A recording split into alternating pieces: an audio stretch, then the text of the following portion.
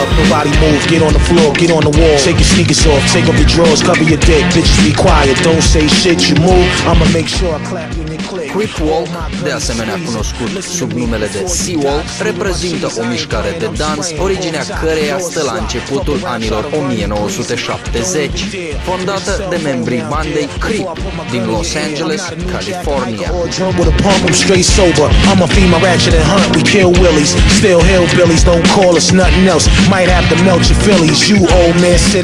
Creep Walk-ul conține și variații în dans. Una dintre acestea este Clown Walk-ul. Spre deosebire de Creep Walk, este doar un dans, fără să includă interese și ciocniri între grupări. Я этим начал заниматься даже в 2010 году, и это было простые движения, самое обычное движение. Увидел это по интернету, увидел это у друзей, и притянулось, самому себе притянулось. Больше сложно запомнить все движения и придумать свои вариации. Базовые движения их довольно-таки мало, и часто приходится придумать свои вариации.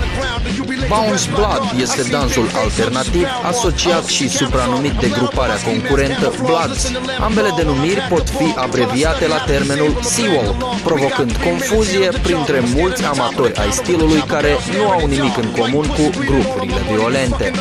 Танцевать можно во всем, что угодно. Главное, чтобы тебе было удобно.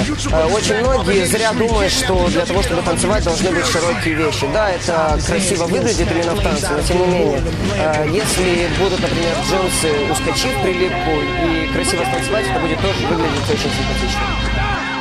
Tehnica se bazează totuși pe Creep Walk-ul original, diferența fiind viteza de mișcare. Nu contează micile detalii sau interesele fondatorilor, pentru că mișcare este viață, iar viața este mișcare.